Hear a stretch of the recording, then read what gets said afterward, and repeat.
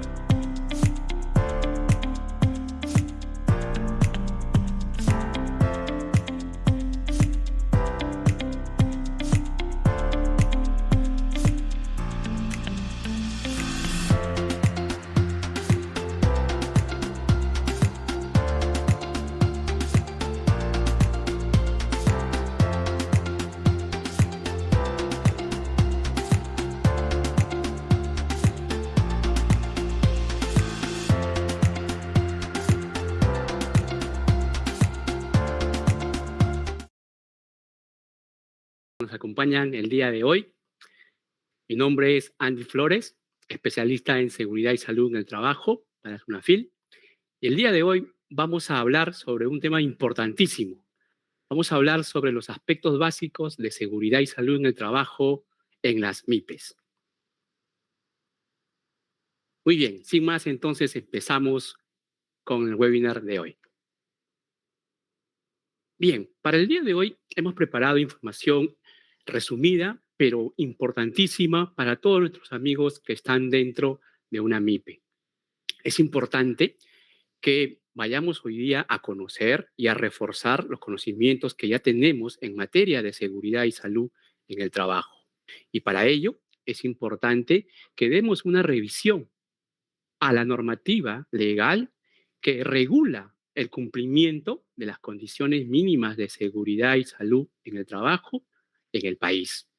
Y para ello es importante que revisemos a la Ley de Seguridad y Salud en el Trabajo. La ley, recuerden, que nos va a dar las normas mínimas que deben de ser implementadas por todo empleador en materia de seguridad y salud en el trabajo. A esta ley también la conocemos como la Ley 29783, Ley de Seguridad y Salud en el Trabajo. Por otro lado, vamos a revisar también al reglamento de la ley. Recuerden que el reglamento lo que va a hacer es desarrollar a la ley. Nos va a dar mayor información de cómo es que se debe de implementar estas condiciones mínimas de seguridad y salud en el trabajo, que ya está regulado en nuestro marco normativo. ¿Okay? Mayor información sobre el reglamento lo van a encontrar en el Decreto Supremo número 005-2012-TR.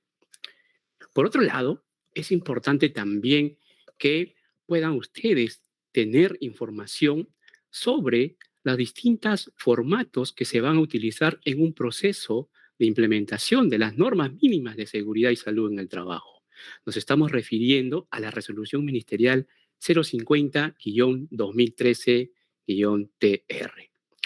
Esta resolución es importante, es de vital importancia, porque a través de ella nosotros vamos a encontrar cuáles son esos formatos referenciales que voy a usar en mi empresa cuando yo quiera empezar a implementar esas condiciones mínimas de seguridad. A su vez, dentro de estos formatos van a encontrar la información mínima que es necesaria que van a tener que tomar en cuenta. Por otro lado, vamos a revisar también la resolución ministerial 085-2013-TR. Mediante esta resolución ministerial se aprobó el sistema simplificado de registros de un sistema de gestión en seguridad y salud en el trabajo para MIPES. Esto tiene vital importancia porque se ha dado exclusividad para todas aquellas empresas que están dentro de este grupo, ¿no? Dentro de las MIPES. ¿Ok? No va a aplicar para pequeñas o grandes empresas. Es exclusiva, este sistema simplificado es exclusivo para el sistema de gestión en seguridad y salud en el trabajo para MIPE. Ya de esto también lo vamos a comentar un poquito más adelante. Y finalmente vamos a hablar sobre la resolución ministerial 031-2023 MINSA, que fue dado hace unas semanas recientemente, donde se van a aprobar las directivas administrativas para poder establecer las disposiciones para la vigilancia, la prevención y control de la salud de los trabajadores que están expuestos todavía al SARS-CoV-2 o conocido también como COVID-19. Muy bien, entonces, esta es la información legal, del marco legal principal, más importante, que de alguna manera va a aplicar directamente a todas las empresas que están en este sector, a empresas que están en MIPES. Muy bien. Habíamos empezado la exposición hablando en el marco legal, normativo legal, sobre la Ley de Seguridad y Salud en el Trabajo. Bueno, habría que también comentarles que la ley va a dar las condiciones mínimas de seguridad y salud en el trabajo que debe de ser implementado por todo empleador. ¿Ya? Y esto hay que dejarlo bien remarcado. Es de aplicación para todo tipo de empleador, incluyendo a las MIPES. ¿Ok? Y va a partir esta ley de una serie de principios. Y el primer principio que se describe en la ley habla sobre el principio de prevención. Y teniendo como punto principal al empleador, le dice al empleador que debe de garantizar en el centro de trabajo el establecimiento de los medios y condiciones que protejan la vida, la salud y el bienestar de los trabajadores. Entonces, el empleador es el garante, quien debe de dar condiciones mínimas, debe crear condiciones mínimas para establecer y proteger la vida, la salud y el bienestar de los trabajadores. Entonces, acá entra el primer dilema, ¿no? Y muchas veces nos hacen la consulta. ¿Estos temas de seguridad y salud en el trabajo solamente aplica entonces para las empresas, gran empresa, mediana empresa, y no aplica para las MIPES? Y la respuesta no, no es así, porque el objetivo que tiene el empleador es la de brindar condiciones de seguridad a todos sus trabajadores, independientemente del tipo de empresa en la que labore.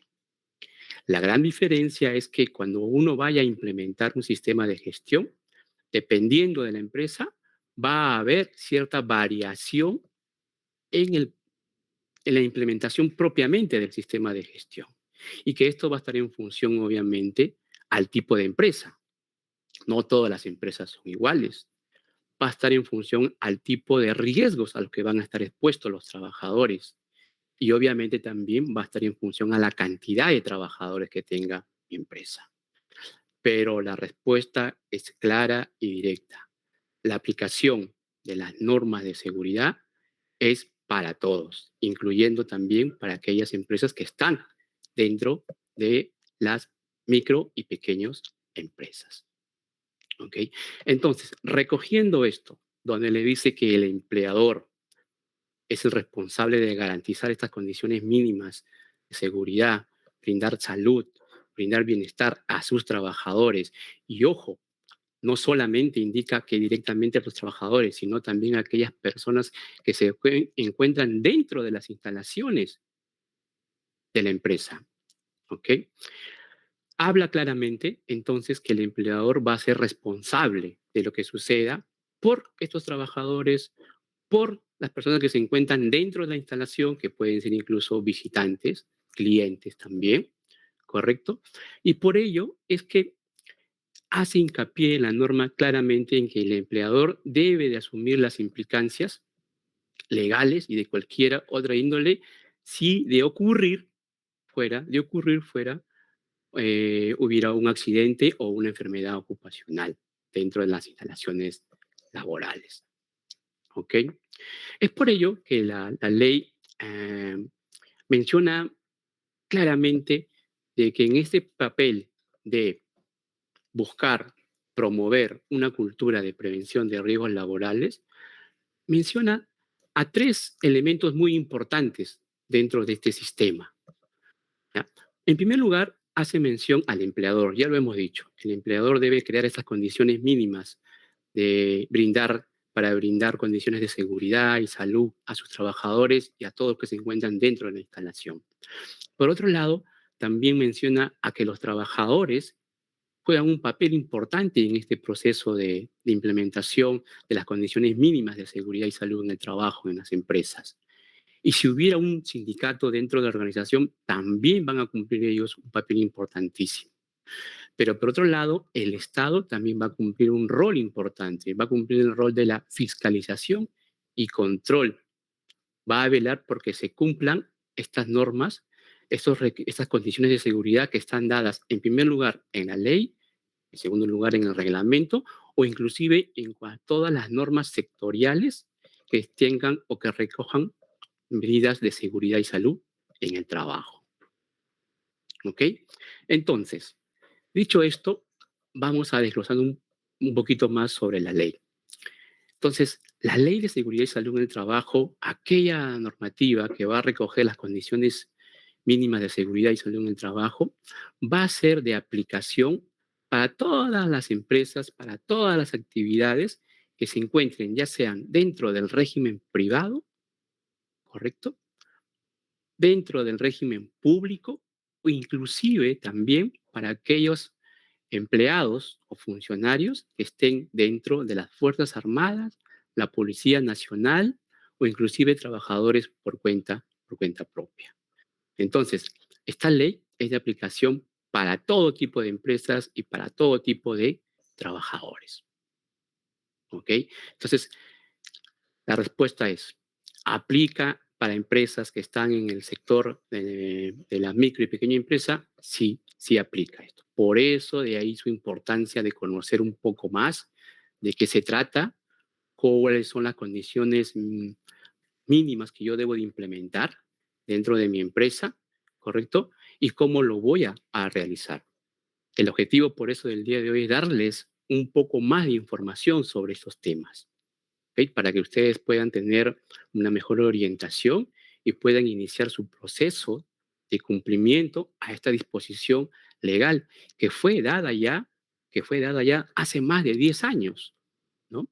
La Ley de Seguridad y Salud en el Trabajo fue dada allá por el año 2011. Entonces ya en la actualidad tenemos más de 10 años en la cual esta ya está vigente.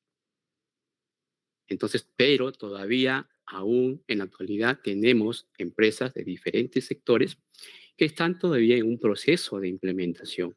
Y justamente el objetivo del día de hoy como SUNAFIL que tenemos es de brindarles esta pequeña orientación a través de esta capacitación para que ustedes pues, empiecen ya a dar cumplimiento a estas disposiciones normativas que ya fueron dadas en su debido momento. Muy bien. Entonces, la ley nos habla, como un primer punto importantísimo, es que nos dice que el empleador debe de implementar un sistema de gestión en seguridad, salud y el trabajo. Y acá es la primera disyuntiva que tiene el empleador, que tiene una empresa que está considerada como una MIPE, ¿no? Dice, oye, yo también debo de implementar este sistema de gestión. ¿Qué tan complicado es? ¿Es muy difícil? ¿O solamente eso debe aplicar para empresas medianas o empresas grandes? Ya lo hemos recalcado desde un inicio. Esto también aplica para empresas consideradas de la micro y pequeña empresa. ¿Ok? Y cuando la ley nos dice que el empleador debe de implementar este sistema de gestión, también nos dice en su artículo 25 que cuando vayas a implementar este sistema de gestión, lo vayas a hacer en función a tres variables importantes. Primero, tienes que ver qué tipo de empresa eres. ¿Eres una empresa que está dedicada al sector, por ejemplo, inmobiliario? ¿Eres una empresa que me dedico a la confección y tengo talleres de confección de ropa? ¿Correcto? ¿Me aplica? ¿No? ¿Eres una empresa que se dedica al rubro de alimentos, preparación de alimentos, restaurantes, por ejemplo? ¿O eres una empresa pues, que da una peluquería, por decir? Es todas, de alguna manera, ejemplos de empresas que están en las MIPES, ¿no? Entonces, hay que primero identificar qué tipo de empresa es a la cual yo pertenezco, ¿correcto? ¿Por qué? Porque en función a ello, yo voy a poder identificar cuáles son los riesgos a cuales van a estar expuestos mis trabajadores, ¿ok? Por ejemplo, si estamos hablando de una empresa que se dedica a la preparación de alimentos, un restaurante, vamos a ver que hay riesgos que son característicos del personal que está involucrado en esta actividad. Por ejemplo, en la cocina, ¿no? El cocinero, el ayudante de cocina, el camarero, van a tener unos riesgos que son totalmente distintos, por ejemplo, a aquella empresa que se dedica a la confección de prendas de vestir, por ejemplo, ¿no? El que está en la empresa que se dedica a la confección de prendas de vestir, vamos a ver que va a haber personal que está en el área de telas, en el área de corte, en el área de remallado. Por lo tanto, sus riesgos van a ser totalmente distintos a aquella empresa que se dedica al rubro de la preparación de alimentos o al restaurante, como hemos comentado. Por lo tanto, ahí se van dando cuenta ya que al tener riesgos distintos, por lo tanto, mis medidas de seguridad que yo vaya a implementar dentro de mi sistema de gestión van a ser ya algo diferentes. Y otra variable a considerar también va a ser la cantidad de trabajadores. A mayor cantidad de trabajadores va a haber mayor exposición, por lo tanto, mayor probabilidad de que los trabajadores adquieran o se accidenten, ¿no? Donde hay menos trabajadores, la exposición va a ser menor, ¿correcto? Por lo tanto, la probabilidad de que ese accidente va a ser menor. Pero no quiere decir que necesariamente donde haya menos trabajadores no ocurra accidentes. Esto también va a estar en función de otras variables, ¿no? Precisamente de las medidas preventivas que puedan implementar para evitar la ocurrencia de estos accidentes. Por eso es que en la norma se habla claramente de cuando vayan a implementar un sistema de gestión en seguridad y salud en el trabajo, tomen en cuenta primero qué tipo de empresa soy, ¿correcto? Para saber cuál es mi rubro, cuáles son mis procesos. Tengo que saber, para poder saber cuáles son los riesgos a los que van a estar expuestos mis trabajadores. Y finalmente, qué tan grande o cuántos trabajadores yo voy a tener dentro de mi empresa, porque en función a esto también va a aumentar la exposición de ellos en cada una de las actividades que vayan a realizar dentro de la empresa. ¿Ok? Pero lo que sí es cierto es que la norma es clara y llama a que todos deben de implementar un sistema de gestión en seguridad y salud en el trabajo, recogiendo, llamémoslo así, los requisitos mínimos que ya están estipulados en la ley. Hay que mencionar también claramente que en la ley se establecen las condiciones mínimas. Dice claramente la norma que los empleadores y los propios trabajadores pueden implementar otras medidas de seguridad que eleven el nivel de seguridad dentro de la empresa. ¿Ok? Y eso es válido y se puede hacer. Pero lo mínimo que deben de realizar es lo que ya está escrito dentro de la normativa legal. Un punto importante, al igual que ya nos menciona que se debe de implementar el sistema de gestión en seguridad y salud en el trabajo y que aplica a las MIPES, también nos dice que se debe de implementar un comité o un supervisor de seguridad y salud en el trabajo. Recientemente, hace unas semanas atrás, a través de SUNAFIL, se envió una serie de cartas inductivas donde se estaban enviando información a los distintos empleadores de las distintas empresas, haciéndoles recordar que sobre esta disposición normativa, ¿no? Donde se indica de que ya dependiendo de la cantidad de trabajadores, se debe dar de cumplimiento a conformar un comité de seguridad y salud en el trabajo o un supervisor de seguridad y salud en el trabajo. Por lo general, la regla es la siguiente. Si tienes más de 20 trabajadores, vas a tener que implementar un comité. Pero si tienes menos de 20 trabajadores, te toca elegir a un supervisor de seguridad y salud en el trabajo. Y por lo general, digo, por lo general, no necesariamente siempre es así, las micro y pequeñas empresas van a optar por elegir a un supervisor de seguridad y salud en el trabajo. porque por lo general son empresas que tienen menos de 20 trabajadores. Pero ojo, digo por lo general, porque hay empresas que son consideradas como microempresas o pequeñas empresas que tienen más de 20 trabajadores. Y si fuera ese el caso, entonces te va a tocar constituir un comité de seguridad y salud en el trabajo. Entonces, suponiendo de que en el caso de tu empresa tengas menos de 20 trabajadores, entonces a la fecha ya debes de haber elegido a un supervisor de seguridad y salud en el trabajo.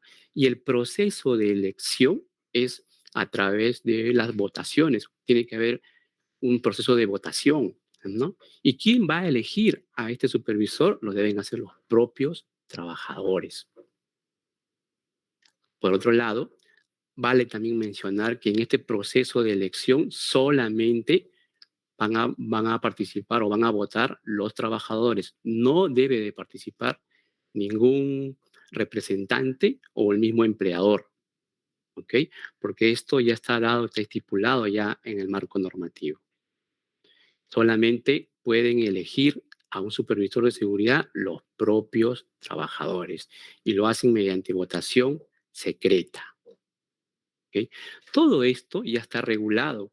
Por eso es importante, si quieren tener mayor información sobre el tema, que pueden revisar la resolución ministerial 245-021 del año 2021, donde van a encontrar información sobre el tema, ¿no?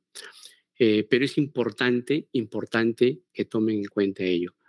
Por otro lado, algo que también no se está haciendo mucho, hemos podido detectar esto, es que hay empresas que ya tienen elegido al supervisor o al comité, pero todavía no lo están registrando dentro del T-registro. Y es importante de que una vez que ya hayan elegido, también lo puedan registrar dentro del registro. Y esto también ya ha sido dado ya hace bastante tiempo. Entonces sería bueno que revisen esta normativa para que puedan dar cumplimiento y se eviten ante una posible inspección algún tipo de incumplimiento y que pueda terminar luego en una sanción administrativa. ¿Ok? Entonces, esto a modo de resumen, sí aplica entonces para las MIPES.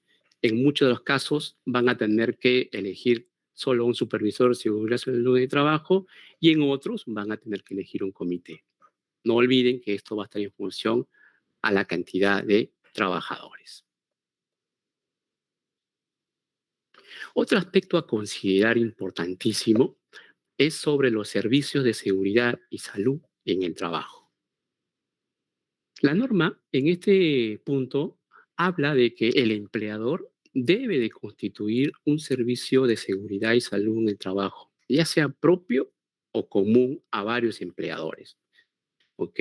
Entonces, no necesariamente un empleador debe tener su propio servicio de seguridad y salud en el trabajo. Lo que puede hacer es agruparse entre empresas del mismo rubro, por ejemplo, y tener un servicio común para todas estas empresas. Es válido y la norma también así lo indica. Pero ¿qué cosa es el servicio de seguridad y salud en el trabajo? Bueno, el servicio de seguridad y salud en el trabajo en realidad viene a ser un equipo multidisciplinario de profesionales, ¿ya? Que va a estar conformado por un especialista en seguridad y salud en el trabajo, un profesional de la salud y también pueden haber otros especialistas, ¿no? Como por ejemplo un psicólogo en seguridad y salud en el trabajo, un abogado laboralista, etcétera, etcétera, etcétera. ¿Ok? Lo importante de este servicio es que va a brindar ayuda o asesoría al empleador. Y dentro de las principales funciones que va a realizar, vamos a encontrar las siguientes. Va a ayudar a identificar y evaluar riesgos, ¿correcto? Dentro de la empresa. Va a ayudar también a la vigilancia de los factores de medio ambiente de trabajo, ¿no? Cuando hablamos de los factores de medio ambiente del trabajo, estamos hablando de aquellos elementos que pueden generar algún tipo de riesgo al trabajador en su entorno laboral. Van a brindar también asesoramiento en la planificación de las actividades preventivas de trabajo. van a ayudar a la vigilancia de la salud de los trabajadores. Y esto obviamente es un llamado directo al profesional de la salud, ¿no? Y van a también a participar en los procesos de investigación y análisis de accidentes si ocurriese dentro de la organización. Es muy importante mencionar que el Servicio de Seguridad y Salud en el Trabajo, que va a tener a un especialista en seguridad y salud en el trabajo, que muchas veces las empresas lo pueden llamar supervisor de seguridad y salud en el trabajo, prevencionista, o incluso le pueden dar otro título, es totalmente distinto al supervisor de seguridad y salud en el trabajo elegido por los trabajadores. Esta es una pregunta muy recurrente que recibimos en Sunafil también. Y nos dicen, si yo ya tengo ya dentro de mi empresa a un prevencionista, ¿debo yo elegir a un supervisor de seguridad y salud en el trabajo como dice la norma? Y la respuesta es sí, porque son dos cosas distintas. Mientras el prevencionista ha sido contratado por la empresa para que brinde asesoría y para que cumpla alguna determinada labor dentro de la organización o tal, el supervisor de seguridad y salud en el trabajo del cual nos habla la ley va a estar en función a la cantidad de trabajadores, pero que además debe ser elegido por los propios trabajadores. Entonces, son dos cosas distintas, ¿ok? Son dos cosas distintas. Entonces, no confundan esto, ¿no? El prevencionista que puedan ustedes contratar a tiempo completo o a tiempo parcial dentro de la organización va a formar parte del servicio interno de seguridad y salud en el trabajo de la empresa. Mientras que el supervisor de seguridad y salud en el trabajo corresponde, como yo tengo menos de 20 trabajadores, entonces si no voy a elegir un comité, voy a elegir a un supervisor de seguridad y salud en el trabajo. Y este tiene que ser elegido por los trabajadores. ¿Ok? Entonces, los empleadores de los diferentes sectores económicos, incluyendo a los que están en el régimen de la MIPE, tienen que tener también un servicio de seguridad y salud en el trabajo. Y recuerden, puede ser propio o puede ser común a varios empleadores, ¿no? En ese sentido, no hay ningún inconveniente. ¿Ok? Muy bien, sigamos entonces con la presentación. Y ya estamos pasando ya a aquellos documentos que la norma nos habla de ser implementados por el sistema de gestión en seguridad y salud en el trabajo. Son los documentos mínimos que se deben tener en cuenta cuando uno vaya a implementar su sistema de gestión de acuerdo a los requerimientos de la ley. Y dentro de esta documentación vamos a encontrar a los siguientes puntos. En primer lugar, la política y objetivos en materia de seguridad y salud en el trabajo. Segundo lugar, al reglamento interno de seguridad y salud en el trabajo. Como tercer punto importante, las matrices HIPER-C. Cuarto punto, el mapa de riesgos. Además, también dentro de la documentación que debe estar contenida en mi proceso de implementación de un sistema de gestión en seguridad y salud en el trabajo, vamos a encontrar a las planificaciones de la actividad preventiva, al programa anual de seguridad y salud en el trabajo y a los registros propios que debe de contener este sistema de gestión. A su vez, si tengo un comité de seguridad y salud en el trabajo, debo también tener un libro de actas. A este conjunto se le llama como la documentación mínima que deben de implementar. Pero vamos a pasar a detallar un poquito más de información sobre el tema. Hablamos sobre la política y específicamente me dirijo a mis amigos de la MIPE. Muchas veces nos comentan y nos dicen, la verdad es que yo quiero dar cumplimiento a lo que dice la ley, pero no, todavía no puedo tener recursos para poder asesorarme y hacerlo con terceros, este proceso de implementación. ¿Cómo hago? Entonces, para esto la respuesta es la siguiente. El Ministerio de Trabajo ha creado un link donde van ustedes a poder encontrar información de cómo implementar este sistema de gestión de seguridad y salud en el trabajo, que lo pueden hacer ustedes mismos. Ustedes mismos no van a tener necesidad de poder recurrir a un tercero especialista para este proceso de implementación. Y es tanto así que ya se han creado inclusive formatos que están para poder desarrollar todos estos documentos de los cuales ya hemos comentado. Y uno de ellos es justamente la política de seguridad y salud en el trabajo. ¿Ok? Van a poder ustedes entrar a Google y específicamente poner guía de implementación del sistema de gestión en seguridad y salud en el trabajo para MIPES, le dan enter y automáticamente van a encontrar un link que se ha desarrollado, que está dentro de la página del Ministerio de Trabajo, y van a encontrar estos documentos de los cuales estamos hablando en versión editable. Y ustedes van a poder ahí completar y desarrollar su propia documentación. Lo que sí es importante es que van a tener que tener un tiempo y darse el trabajo de revisar y adaptar esta documentación a la realidad de su empresa, ¿ya? Y tener en cuenta los siguientes puntos que vamos a mencionar, como por ejemplo, cuando vayan ustedes a elaborar su política de seguridad y salud en el trabajo, la norma es clara y dice de que el empleador va a tener que realizarlo en consulta con los trabajadores. Correcto. ¿Y por qué se dice que tiene que hacer en consulta con los trabajadores? Porque claramente esto, el sistema de gestión para que funcione, tiene que ser de cumplimiento por todos los que integran la organización. No solamente por el empleador, sino también por los propios trabajadores.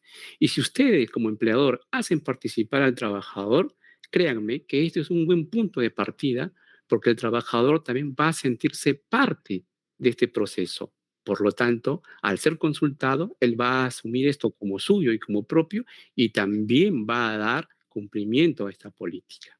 Por eso es que se habla en todo momento de que debe ser realizado en consulta con los propios trabajadores. Por otro lado, la política no es otra cosa que la declaración por escrita, donde el empleador se compromete a una serie de acciones con el objetivo de que se eviten los accidentes y que las personas se enfermen, no adquieran enfermedades ocupacionales, producto de las labores que realizan en la empresa o en la organización. Por lo tanto, los lineamientos principales o puntuales que da la norma indica que esta política debe ser específica y cuando dice específica, de acuerdo a la realidad de la empresa. Ya hemos mencionado que hay empresas que se diferencian sobre todo por el tipo de rubro, ¿correcto? Esta política además, una vez que ya lo hayan redactado, ¿correcto? Y que recoja los requisitos que dice la norma, debe ser difundido. O sea, todos los trabajadores deben de conocerlo. ¿Y cómo se difunde una política? Bueno, lo puedes hacer a través de las charlas de seguridad, lo puedes hacer a través del uso de los mails, lo puedes imprimir y colocar en los periódicos murales, cada cierto tiempo lo puedes ir repartiendo en especie de volantes. Lo importante es que todos los trabajadores lo conozcan, sepan cuáles son las condiciones a cuales el empleador se está comprometiendo a cumplir.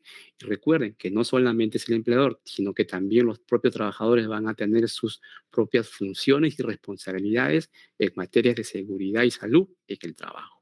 Como por ejemplo, ¿no? La más típica de todas es que el trabajador se va a tener a comprometer a usar los implementos de protección personal cuando corresponda, ¿no? Entonces, si el trabajador cumple con eso y se compromete, lo va a tener que realizar sí o sí en determinada actividad o labor que hayan identificado y cuando es necesario usar este tipo de protección personal, ¿no? Por otro lado, la norma nos indica que esta política también debe ser actualizada periódicamente. Pero no dice que deba ser actualizada cada 3 meses, cada 6 meses o cada año. Dice que debe ser actualizada periódicamente y esto va a estar en función ya a la organización. Por otro lado, un punto también importante a considerar, que debe estar fechada y firmada. ¿Firmada por quién? Por la máxima autoridad de la empresa, ¿no?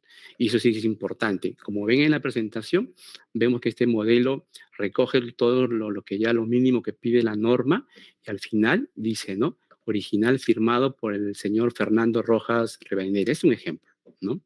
Representante legal.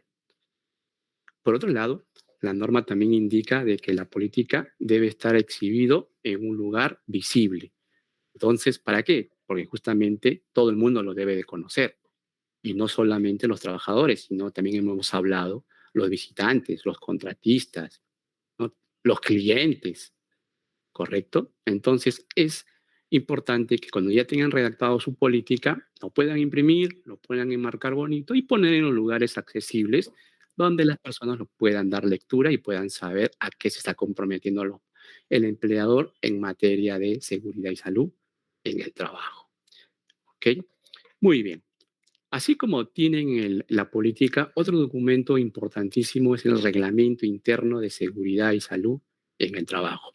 Pero acá hay que mencionar lo siguiente, que la propia ley, el propio reglamento también menciona de que va a ser obligatorio contar con un reglamento interno de seguridad y salud en el trabajo solo aquellos empleadores que van a tener más de 20 trabajadores. Si yo como MIPE tengo menos de 20 trabajadores, ¿me aplica tener un reglamento interno de seguridad y salud en el trabajo? No, no me aplica. ¿Ok? Entonces no estás obligado a elaborar tu reglamento interno de seguridad y salud en el trabajo. Recomendación, ¿lo debería tener? Recomendación es sí, tenlo. ¿Y por qué? Sería importante que tengas tu reglamento interno de seguridad y salud en el trabajo, porque a través de ella tú vas a poder dar muchas información referida a cuáles son las funciones y responsabilidades que tiene el empleador propiamente, pero también los propios trabajadores. Había mencionado minutos atrás que en la política uno de los compromisos que tenían los trabajadores era, por ejemplo, el uso del equipo de protección personal cuando corresponda, ¿correcto? Entonces, esto también puede estar escrito dentro del reglamento interno de seguridad y salud en el trabajo. Y es por ello de que el trabajador, cuando reciba su reglamento interno, va a poder leer y va a poder revisar de que él se está comprometiendo a usar el equipo de protección personal cuando corresponda. ¿Ok? Y así una serie de medidas preventivas que se puedan desarrollar en aras de evitar accidentes o en aras de evitar enfermedades ocupacionales. Entonces, ¿convendría elaborar un reglamento interno? La respuesta es como recomendación, sí, sí convendría. Pero estás obligado, si tienes menos de 20 trabajadores, no estás obligado. O sea, si estás en un proceso de inspección por parte de algún inspector de trabajo, no deberían de alguna manera exigirte que tengas un reglamento interno de salud de trabajo si es que tienes menos de 20 trabajadores. Pero como una buena práctica y que te va a ayudar en tu objetivo final, que es la de prevenir accidentes y enfermedades ocupacionales, ¿te serviría? La respuesta es sí, sí te serviría. Bueno, ¿qué pasa si estoy obligado a tener un reglamento interno de seguridad en el trabajo? Bueno, si es que estás obligado a tener un reglamento interno de seguridad y salud en el trabajo porque tienes más de 20 trabajadores, lo siguiente es que tienes que tomar en cuenta lo siguiente. Primero, lo elabora el empleador. Una vez que lo ha elaborado, va a pasar a revisión y aprobación. Si tienes comité, lo aprobará el comité. No tienes comité, tengo un supervisor de seguridad y salud en el trabajo, lo va a aprobar el supervisor de seguridad y salud en el trabajo. Y una vez que ya está aprobado, la norma es clara y dice que tienes que empezar a entregarle a cada trabajador. Y ojo, se entrega el primer día de trabajo. Y esta puede ser entregada tanto de manera física, o sea, el manualito impreso, o puede ser también de manera virtual. No hay ningún problema. Si optas por la opción de entregar de manera virtual, tienes que dejar un cargo que acredite que has entregado el reglamento interno al trabajador. Por lo general, ¿qué se le hace? Se le hace una pequeña hoja de entrega, ¿no? Donde dice que yo, fulano de tal, recibí de mi empleador el reglamento interno y me comprometo a revisarlo y a leer, firma. Y esa es la constancia que indica de que has cumplido con entregar al trabajador su reglamento interno de seguridad y salud en el trabajo. Y obviamente tienes que crear espacios de difusión y capacitación para asegurarte pues, que el trabajador lo lea y entienda toda la información que está dentro de este reglamento interno de seguridad y salud en el trabajo. ¿Ok? ¿Quieres más información sobre qué cosa contiene el reglamento interno? Porque sí estoy obligado, porque tengo más de 20 trabajadores. Bueno, la norma también ha desarrollado una serie de estructura mínima que debes de tomar en cuenta cuando tú vayas a elaborar un reglamento interno de seguridad y salud en el trabajo. ¿Ok? Eh, y si quieres el modelo completo, puedes ir a la resolución ministerial 050-2013-TR Y ahí vas a encontrar el modelo de reglamento interno de seguridad y salud en el trabajo. Lo que tienes que hacer simplemente es darle forma, ¿correcto?, a la realidad de tu empresa. No cometan el error de copiar y pegar de otras empresas, y peor aún si no es de tu rubro. ¿Qué ha pasado en las prácticas? Muchas veces tenemos pues, nosotros la cultura del copy y pega, ¿no? Y a veces hay empresas que consiguen los reglamentos internos de seguridad y salud en el trabajo de empresas que dan servicios en mineras, ¿no? Y agarran, le cambian el título y lo ponen. Y dicen, este es mi reglamento interno. Ni siquiera se dan el trabajo de revisar qué cosa contiene ese reglamento interno de seguridad y salud en el trabajo de esa empresa que da servicio en una minera, por ejemplo, ¿no? Entonces, recuerden de que el sistema de gestión es conforme a tres variables, ¿no? Y está en función al tipo de empresa. Y por lo general todos sabemos que las empresas que dan servicios a mineras, las mineras tienen altos estándares en seguridad y salud en el trabajo, ¿correcto? Y muchas veces sobrepasan lo mínimo que pide la ley. Pero y entonces, si tú copias y pegas simplemente estos reglamentos y no lo adaptas a tu realidad, te estás comprometiendo muchas veces a cosas que quizás no vas a cumplir. Entonces la recomendación es, primero empieza con lo básico, con lo que pide la ley, y dale forma y adáptalo a la realidad de tu empresa. ¿Ok? Por cultura general, ¿cuál es el contenido mínimo que debe de, o la estructura mínima que debe tener un reglamento interno? Acá lo hemos mencionado, ¿no? Debe haber un primer capítulo que habla sobre el resumen ejecutivo de la empresa, qué se dedica, dónde está ubicada, cuántos trabajadores tiene, ¿no? Cuál es el rubro, etcétera, etcétera. Luego vas a tener un capítulo 2 orientado a objetivos y alcances del reglamento, un capítulo 3 que está desarrollado para el tema de liderazgo y compromisos, y ahí incluyes también la política de seguridad, un capítulo 4 que va a corresponder a las atribuciones y obligaciones del empleador, del supervisor, del comité, de los propios trabajadores, un capítulo 5 a los estándares de seguridad y salud en las operaciones, en tu día a día, ¿no? Nuevamente, si estábamos comentando si soy una empresa del rubro textil, yo voy a colocar ahí seguramente estándares de seguridad para las personas que trabajan en el área de corte, en el área de planchado, en el área de tintorería, ¿no? Estándares de seguridad y salud para servicios para actividades conexas. Eso tiene que ver con aquellas actividades que no son propias de mi rubro, ¿no? Seguramente yo voy a recurrir a contratistas para que me den servicios que van a complementar a mi rubro, ¿no? Entonces, ahí también voy a desarrollar qué cosas deben de cumplir ellos como contratistas cuando vengan a darme servicios dentro de mis instalaciones. Y así, entonces, los invito a que puedan revisar cuando quieran elaborar su reglamento interno y quieren un modelo, existe el modelo. ¿Dónde lo van a encontrar? En la resolución ministerial 050. Déganle forma, adáctenlo a su realidad. No solamente copien y peguen de otras empresas, ¿correcto? Esta es la recomendación que les podemos dar con respecto cuando quieran elaborar un reglamento interno de seguridad y salud en el trabajo. Otro aspecto importantísimo, las matrices hiper, ¿no? Todo el mundo habla sobre las matrices hiper, las matrices hiper, las matrices. ¿Qué son las matrices hiper?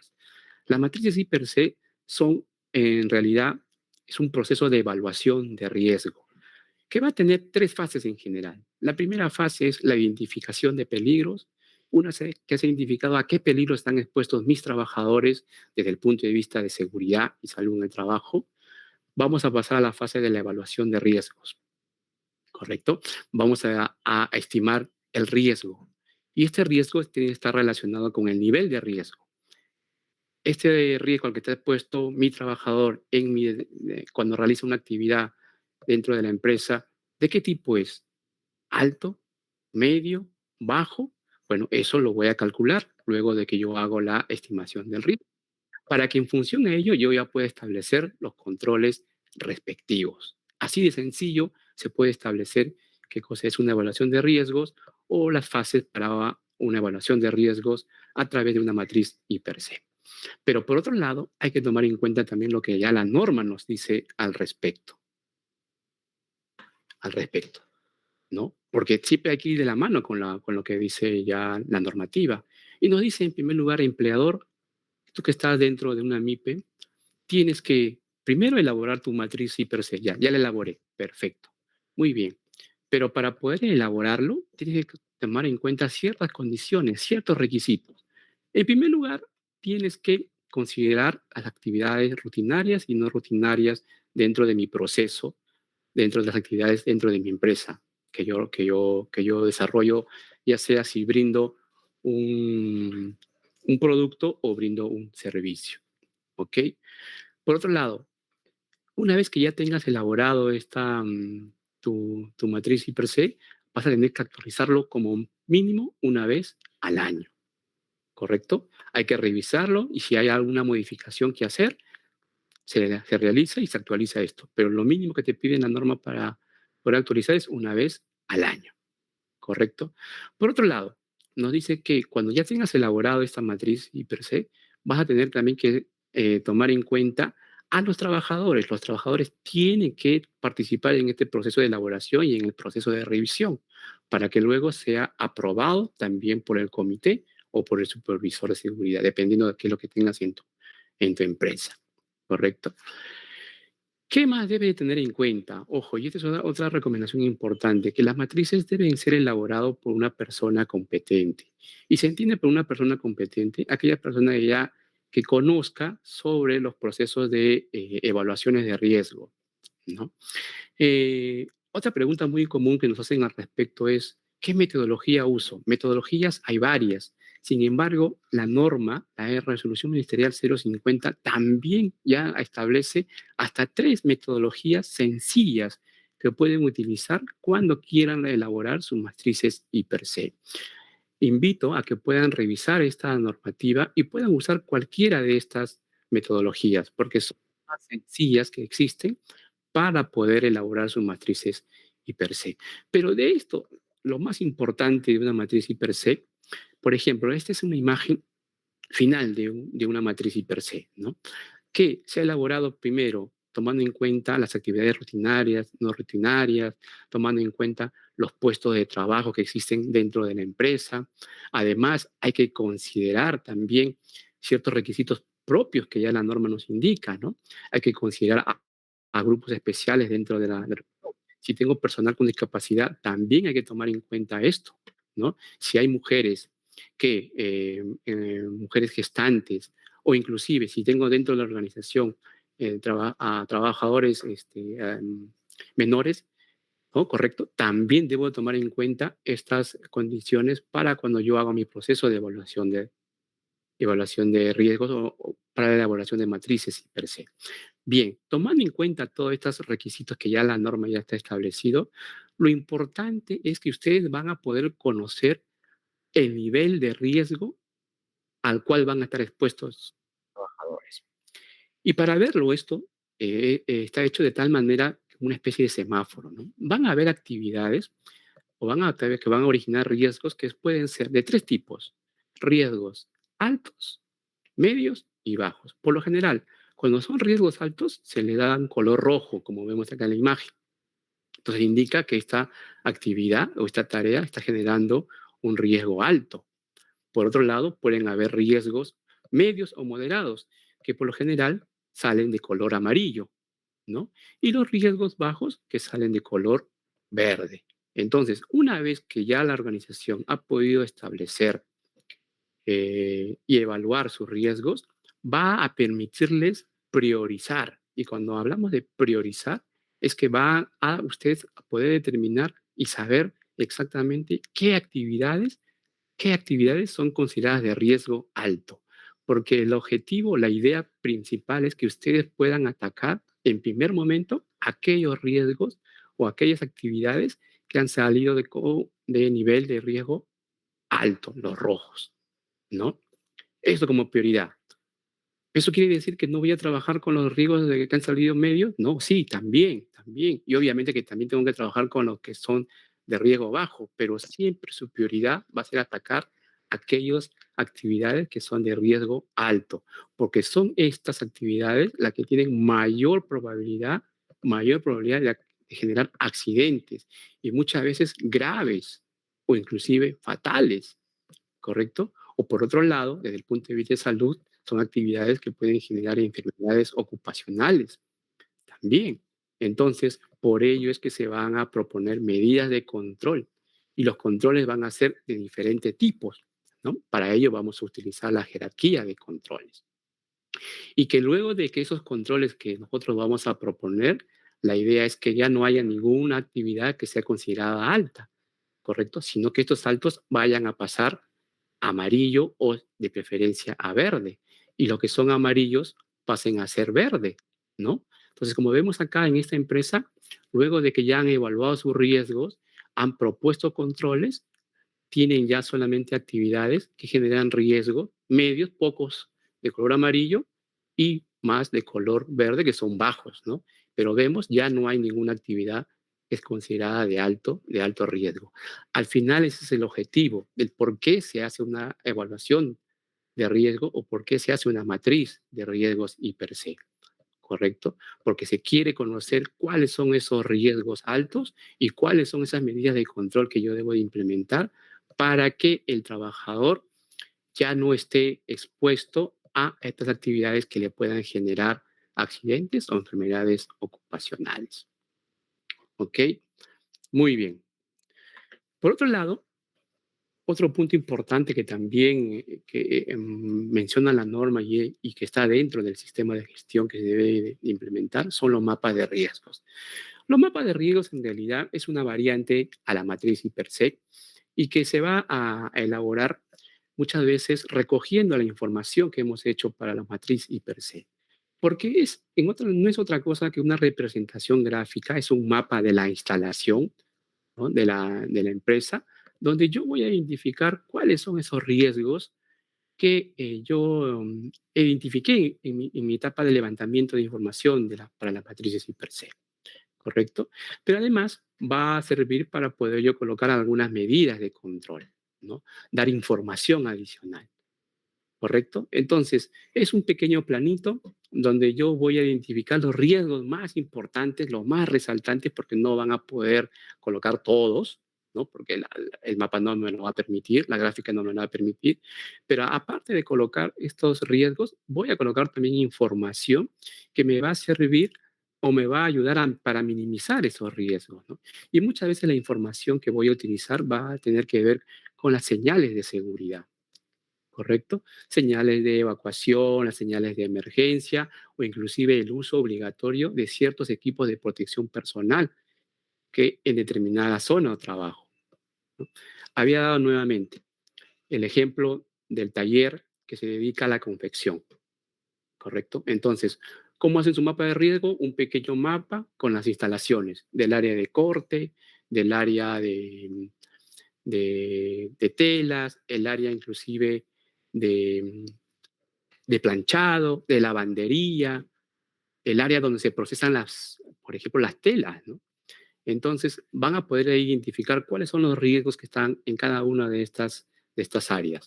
Pero a la vez, si es necesario usar un determinado equipo de protección personal específico en esa zona, también lo voy a colocar, ¿correcto? Por ejemplo, en la imagen vemos que en esta área han colocado que en el almacén hay la necesidad y la obligación de usar estos equipos de protección personal. Dice, personas que ingresen tienen que usar botas de gel, botas de seguridad, guantes y este símbolo del uso de un protector auditivo, porque seguramente han identificado que dentro de ese almacén hay una fuente que produce altos decibeles de ruido. Por lo tanto, están pidiendo de que cualquier persona que ingrese a este ambiente debe de usar sí o sí este equipo de protección personal, ¿correcto? Y así. Entonces, esto, como comprenderán, va a variar dependiendo de la instalación y de la empresa donde se elabore este mapa de riesgo.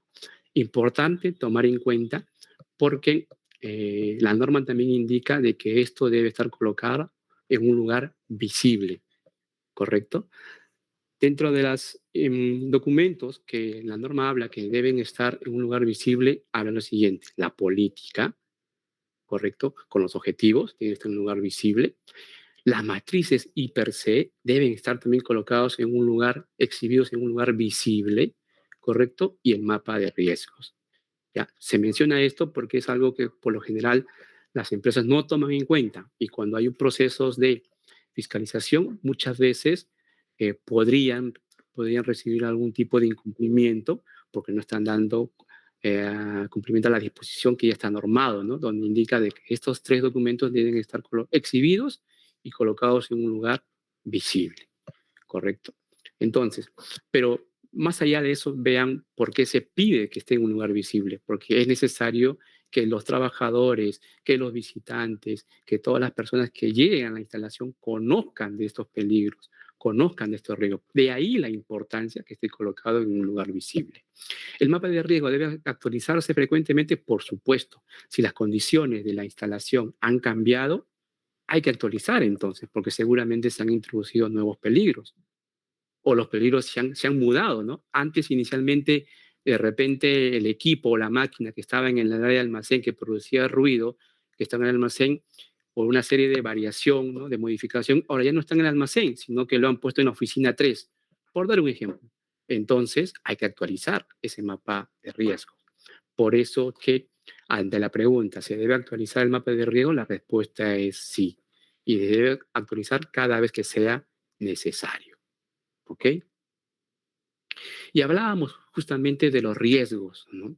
Los riesgos a los cuales van a estar expuestos todo trabajador independientemente del tipo de empresa donde trabaje. Independientemente si soy considerado una gran empresa, pequeña empresa o mediana empresa, riesgos van a haber. Ya hemos hablado de los ejemplos de las empresas, ¿no? eh, los riesgos que están de un restaurante son totalmente distintos a las empresas que se dedican a la elaboración de prendas, totalmente distinto al taller mecánico, totalmente distinto al que se dedica a la peluquería, por ejemplo, ¿correcto? Entonces, sí es importante que se haga una buena identificación de peligros y una buena evaluación de riesgos. Todos los trabajadores estamos expuestos a riesgos dependiendo de la actividad que realicemos. Obviamente que unos en mayor medida que otros, ¿no? Entonces, por eso es importante que puedan hacer una buena y una correcta identificación de peligros y estos riesgos. ¿Para qué? Para que puedan proponer controles, de tal manera que se minimice ese riesgo y reduzcamos a un nivel mínimo la probabilidad de ocurrencia de accidente o de adquirir una enfermedad ocupacional. Y dentro de los registros obligatorios que la norma también nos indica que el empleador debe de implementar, aquí hay una diferenciación. Y claramente habla que para las empresas que están en el régimen de las MIPES, nos dice lo siguiente, ¿no? Salió una resolución ministerial 085-2013 que habla sobre el sistema simplificado de registros para MIPES, ¿ya? La norma dice que todo empleador, o sea, todas las empresas deben implementar 8 registros, ya todas las empresas, ¿correcto? Sin embargo, aquellas empresas que son consideradas como pequeña empresa van a tener solo la obligación de implementar 5 registros. Y aquellas empresas que son consideradas microempresas solamente van a tener la obligación de implementar 3 registros, ¿ya? Pero siempre hay una salvedad, ¿ok? Dice que vas a poder implementar 5 o 3 registros siempre y cuando la actividad que tú realices no sea considerada de alto riesgo. ¿Ok? Porque si tú realizas una actividad de alto riesgo, entonces estás obligado a implementar estos 8 registros que se le piden a todo tipo de empresa. Entonces la pregunta es, ¿cuáles son esas actividades de alto riesgo? Eso también ya está estipulado en una lista, ¿correcto? En una lista, en una normativa que se ha dado, que ha dado ya el marco regulatorio al respecto, ¿no? Entonces, eh, es importante poder saber si yo estoy considerado o si mi empresa realiza esas actividades de alto riesgo o no realiza actividades de alto riesgo, ¿ok? Y por otro lado, para ser considerado como pequeña o microempresa, vas a tener que registrarte como tal, ¿no? Y eso es también un requisito a cumplir. Todas las empresas que están consideradas dentro del régimen de micro o pequeña tienen que inscribirse, ¿no? Como tal y cual como lo menciona o lo pide la normativa. Entonces, si no realizas actividades de alto riesgo, ¿correcto? Entonces, si eres pequeña empresa, estás obligado solo a implementar estos 5 registros. Y si eres microempresa, solo 3 registros. ¿Y de qué registro estamos hablando? Muy bien. Para las que son pequeñas empresas, estamos hablando del registro de accidentes de trabajo, enfermedades ocupacionales y de incidentes peligrosos. El segundo registro son lo de los exámenes médicos ocupacionales.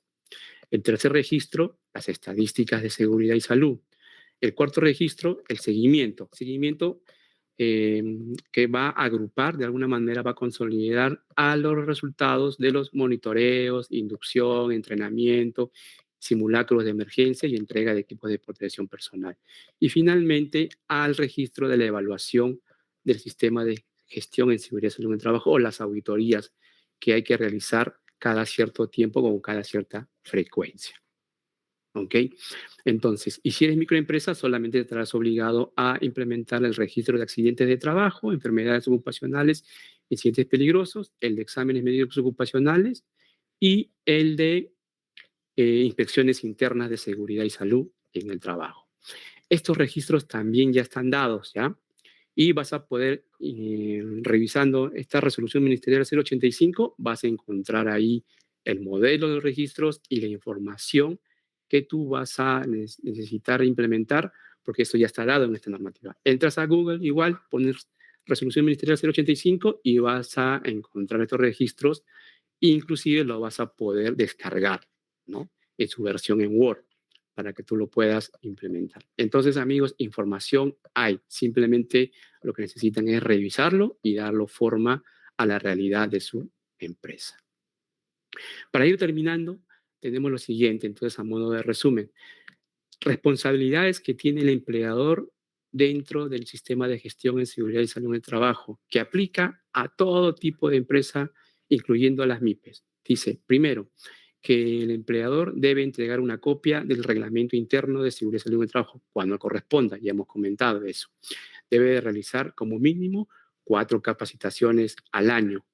Yo soy MIPE, ¿cómo puedo hacer? Efectivamente, si eres MIPE, incluso el Ministerio de Trabajo también realiza capacitaciones gratuitas que tú las puedes considerar como parte de las capacitaciones que debes realizar en tu empresa y es válido.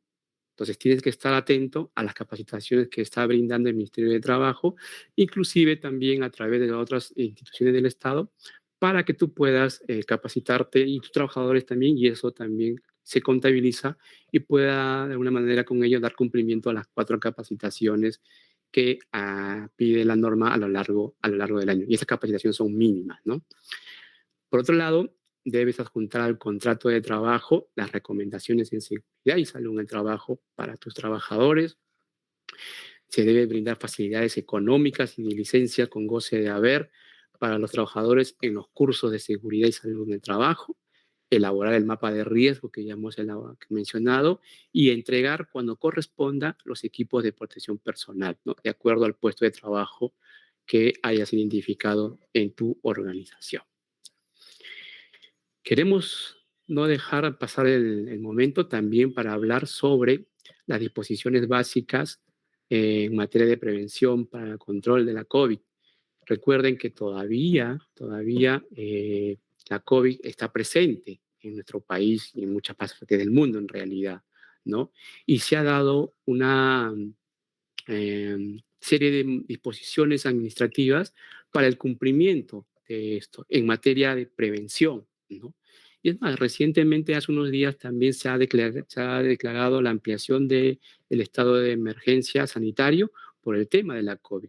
Por lo tanto, estas disposiciones siguen vigentes y no está de más que lo recordemos. Entonces, estas disposiciones que vamos a mencionar son 8 disposiciones y las vamos a recordar a manera rápida. Primero, todavía es necesario, correcto, que las personas puedan seguir vacunándose. Es la única manera de prevenir las consecuencias finales que puedan tener cuando una persona se contagia de COVID. Por eso está demostrado científicamente, mis amigos, ¿correcto? Si no vamos a poder evitar contagiarnos, pero si nos contagiamos, si estamos vacunados, si estamos con nuestro esquema de vacunación completa, lo que vamos a hacer es disminuir las consecuencias. Y lo que se va a hacer es que simplemente podamos pasar esto como un proceso gripal, ¿no? Un proceso de gripe nada más y ya no llegar a UCI, ¿no? En uno de los casos. Entonces, es importante que continuemos con el esquema de vacunación. Disposición 2, asegurar la ventilación en los centros de trabajo, que se recomienda por lo general que sea una ventilación natural, ventanas abiertas, ¿no? Ventanas abiertas para que el aire haya renovación del aire, ¿no? Disposición 3, siempre hay que valorar la actitud médica del trabajador cuando vaya a regresar al centro de trabajo, para que asegurarnos de que la persona pueda regresar en condiciones normales y pueda desenvolverse en sus actividades sin mayor ningún problema. Disposición 4, seguir con los puntos de lavado y desinfección de las manos. Esto es una buena práctica y que no solamente va a ayudar a la COVID, en realidad ayuda para cualquier tipo de enfermedad. El tener las manos limpias siempre va a prevenir cualquier tipo de enfermedades. Disposición 5, seguir con los temas de sensibilización y de prevención ante el contagio de la COVID y aprovechar todos los espacios, ¿no? Mediante las reuniones de trabajo que puedan tener en sus centros laborales, siempre compartiendo información última y relevante dada por el Ministerio de Salud o por especialistas en el tema. Es importante siempre mantener sensibilizadas a las personas que la COVID aún existe y está todavía conviviendo con nosotros y seguramente va a convivir por mucho tiempo más. Disposición 6, medidas de preventivas de aplicación colectiva. Pueden ser en este caso inclusive el uso de extractores de aire que va a beneficiar a un grupo de personas y así como esas otros tipos de medidas que se pueden utilizar. Disposición 7, medidas de protección personal. En este caso, una de ellas que podría usarse podría ser la mascarilla, ¿no? La norma de alguna manera indica de que aquellas personas que están expuestas o que tienen mayor probabilidad de contagio, de nivel de riesgo alto, porque están con las personas de uno a uno, como por ejemplo en los centros médicos, los centros hospitalarios, todavía estas personas deberían de usar este tipo de mascarillas, ¿no? Porque la probabilidad de contagio o que están cerca a las personas harían de que tengan una mayor probabilidad de que puedan contagiarse ante la COVID, ¿no?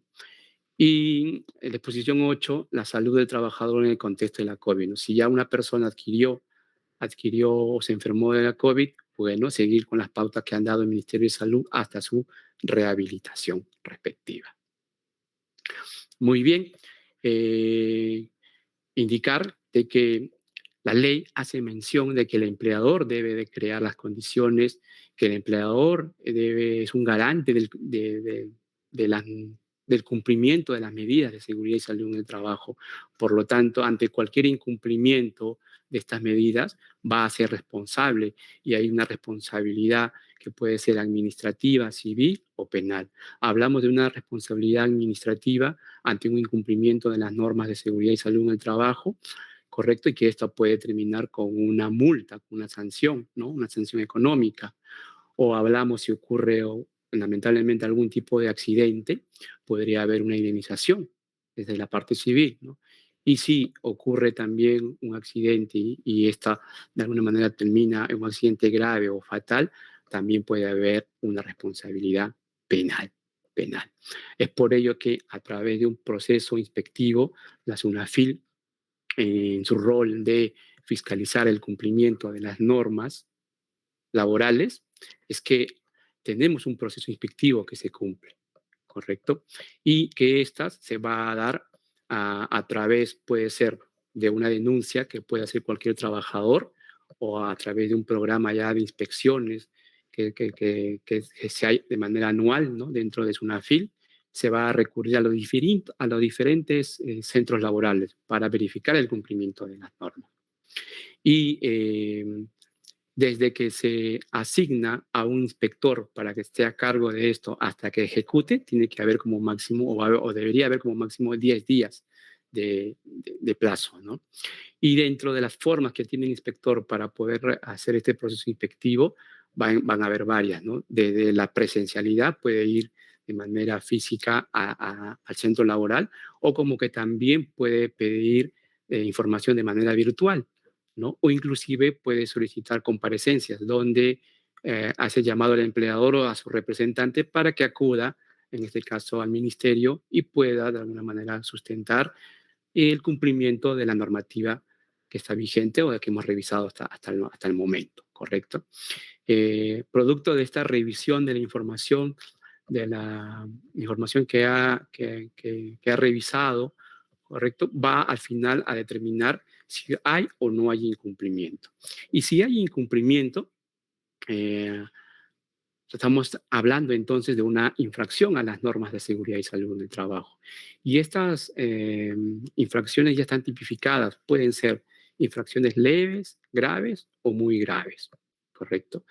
Hablamos de una infracción que es subsanable cuando todavía se puede levantar la observación. Por ejemplo, una de ellas es la capacitación de seguridad. Vemos que el inspector ha ido al centro laboral y ha visto que todavía le falta una capacitación de las 4 que son obligatorias, las mínimas, ¿no? Entonces, le puede indicar al empleador que le va a dar un plazo razonable para que realice esa capacitación que está pendiente.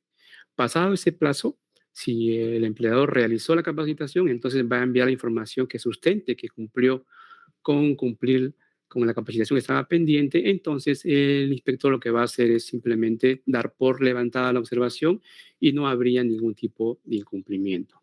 Pero también pueden haber infracciones insubsanables, y esto estamos hablando, por ejemplo, si ya ocurrió un accidente. Si ya ocurrió un accidente de trabajo, entonces ahí no hay nada que subsanar. Simplemente ahí lo que se va a emitir es un acta de infracción, ¿no? Y dependiendo de ello, el acta de infracción, como hemos dicho, puede ser leve, graves o muy, muy graves. Entonces, ejemplos de infracciones que vamos a encontrar de graves, una de ellas puede ser, por ejemplo, el incumplimiento o la obligación de implementar o tener autorizados los registros que manda la Ley de Seguridad y Salud en el Trabajo. Entonces, el hecho de que una empresa, una MIPE, no haya implementado estos registros puede ser considerado como una infracción grave, ¿correcto? El hecho de que no haya implementado un sistema de gestión de seguridad y salud en el trabajo es considerado como una muy grave. Si te corresponde tener un reglamento interno de seguridad y salud y trabajo y no lo has elaborado y no lo has difundido, esto también puede ser considerado como muy, muy grave. Y por lo tanto, esta es te va a originar una sanción administrativa, y toda esa sanción administrativa al final va a terminar en una multa.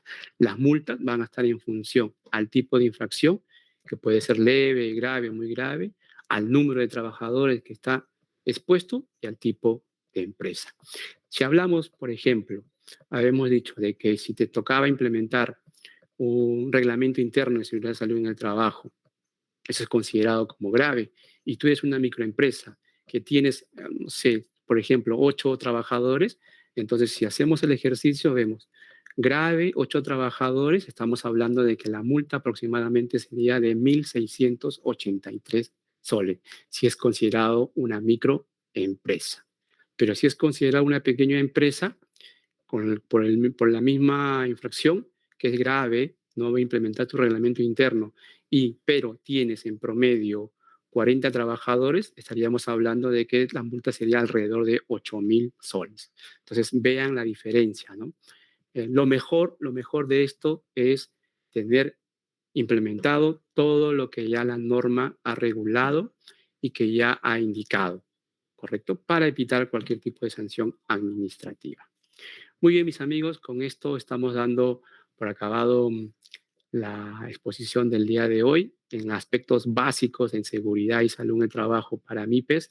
Seguramente hay muchas más consultas que puedan tener. Pueden enviarlos a través de Sunafil. Sunafil responde, que nosotros con mucho gusto vamos a responderlo. Por otro lado, me indican que tenemos preguntas que han llegado a lo largo de la exposición. Vamos a dar lectura a algunas de ellas para poder resolver algunas inquietudes sobre el tema. Por ejemplo, tenemos una pregunta que nos hacen llegar y nos indican una micro y pequeña empresa, ¿de cuántos miembros conforman un comité de seguridad y salud en el trabajo? Bueno, ahí habíamos comentado que, en primer lugar, si tienes más de 20 trabajadores, es que entonces sí te toca implementar un comité de seguridad y salud en el trabajo. Y si te toca implementar un comité de seguridad y salud en el trabajo, la norma indica de que lo mínimo cantidad de integrantes son 4 personas. ¿Ok? 4 personas. Pero ojo, si hablamos de comité, también acá tenemos que comentar de que ese comité es bipartito, de partes iguales, ¿no? Entonces, y tiene que ser paritario, ¿correcto? Entonces estamos hablando de que si estamos hablando de 4 personas, 2 representantes deben de ser de los trabajadores y 2 representantes de la parte empleadora o del empleador. Pero lo mínimo son 4 personas. Tenemos otra consulta que nos indican lo siguiente. Cuando hay un accidente de trabajo, los representantes del comité tienen que ir donde ocurrió el accidente.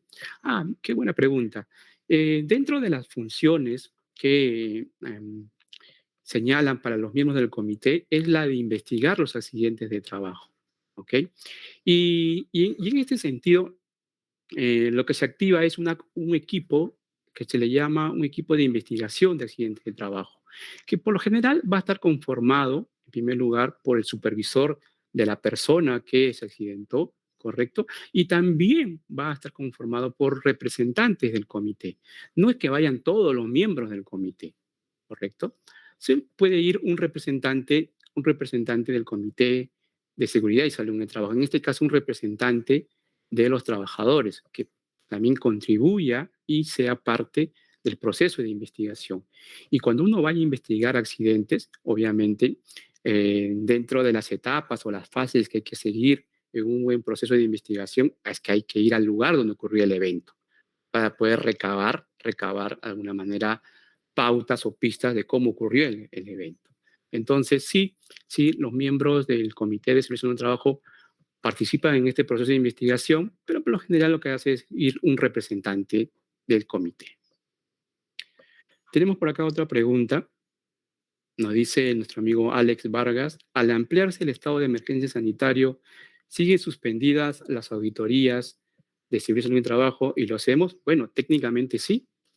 Si se ha ampliado el estado de emergencia sanitario, entonces efectivamente siguen suspendidas todo el proceso de las auditorías y también de los exámenes médicos profesionales, tal como ya había indicado la norma, por este espacio de tiempo, si es correcto.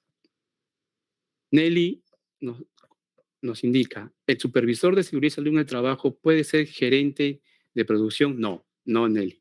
Justamente es una de las um, puntos a considerar dentro de la normativa, indica de que el supervisor de seguridad y salud en el trabajo es elegido por los trabajadores, no puede ser ningún personal considerado de confianza o representante del empleador, ¿correcto? Entonces hay que tener mucho cuidado porque se ha estado viendo mucho de que no han estado cumpliendo con esta disposición, por lo tanto este proceso de elección quedaría inválido y ante un proceso de fiscalización podría haber ahí un incumplimiento. ¿Ok? Nuestro amigo Alexis Valdés nos indica, una microempresa tiene 2 trabajadores de confianza, que son los 2 accionistas, según la base legal. ¿Ya? Esta microempresa no está obligada a tener supervisor. Bueno, si tiene personal de confianza y estamos viendo que no tiene trabajadores, entonces no tiene cómo elegir a un supervisor de seguridad. Por lo tanto, no podría dar cumplimiento a esta normativa. Y ante ello, pues no habría manera de cómo elegir a un supervisor de seguridad de trabajo. Lo que tiene que hacer simplemente es, ante un proceso de fiscalización, tener los documentos que sustenten lo que está indicando para poder evitar algún tipo de incumplimiento. Nuestro amigo David Balboa nos indica, ¿es obligatorio que todo empleador tenga un servicio de SST? Sí, la ley estipula así que todo empleador debe de contar con un servicio de seguridad y salud en el trabajo. Pero ojo, puede ser propio o puede ser común a varios empleadores. O sea que por ese lado hay maneras de cómo poder dar cumplimiento a esta disposición. Y finalmente tenemos a Isabel García, dice, Puede ser una política integrada o necesariamente una política independiente de SST. Ah, esto también es una pregunta muy interesante.